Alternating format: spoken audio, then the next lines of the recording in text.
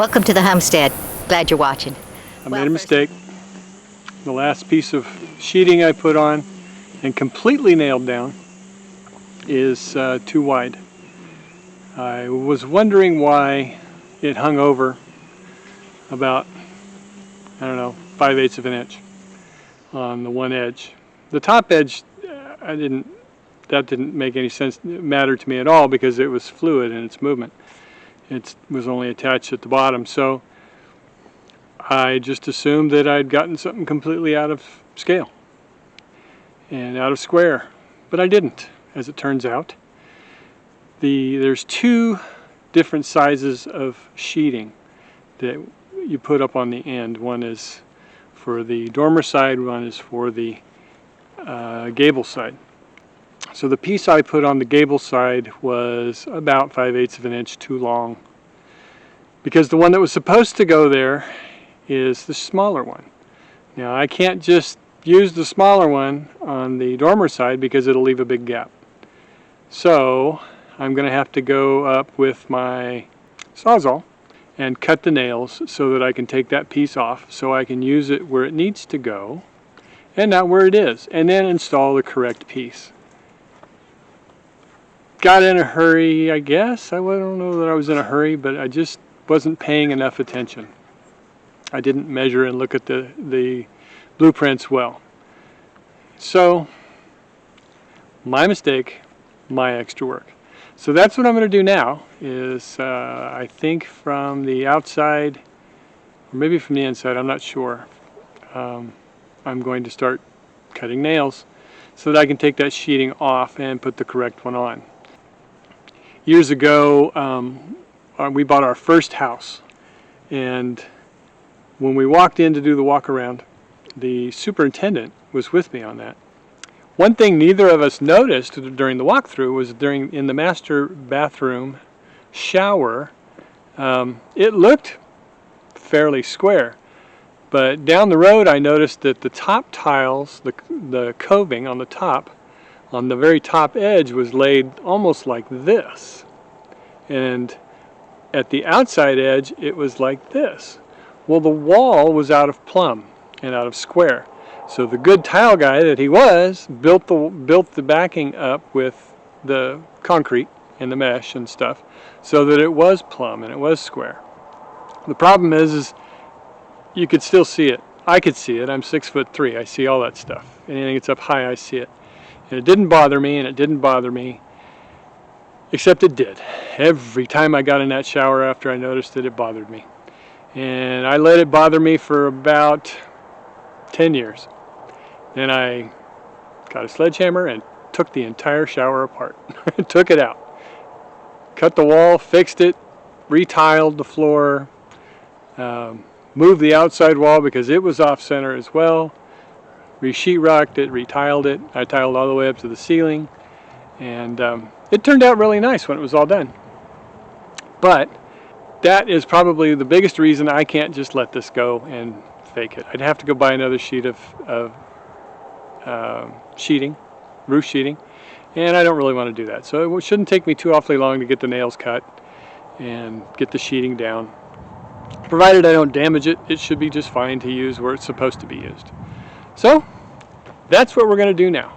Oh, more exactly, that's what I'm going to do now, but you can watch.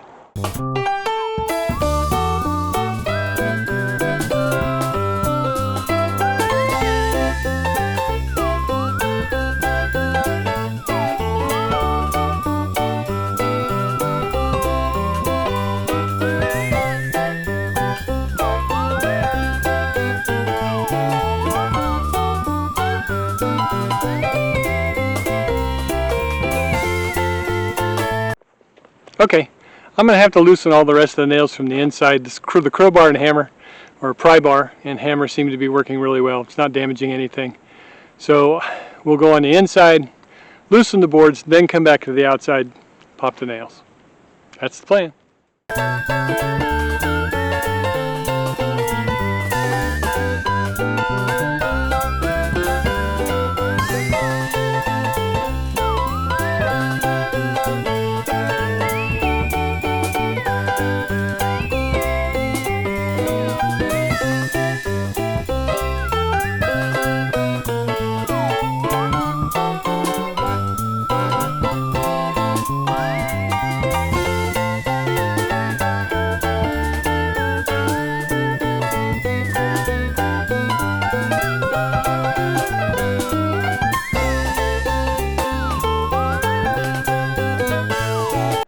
One of the nails must have driven into a knot. It's being very stubborn.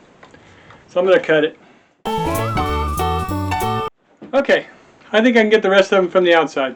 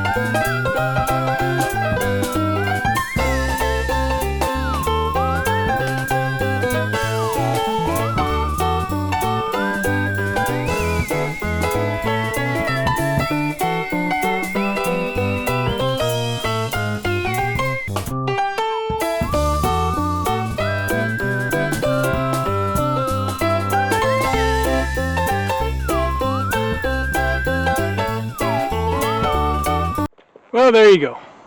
Fixing my own mistakes. Only took, I don't know, a while. Half hour, 40 minutes, I don't know. But that's construction time that I could have used instead of destruction time. But that's okay. Measure twice. Cut once. Nail once. Don't do it more than once. It's a waste of time.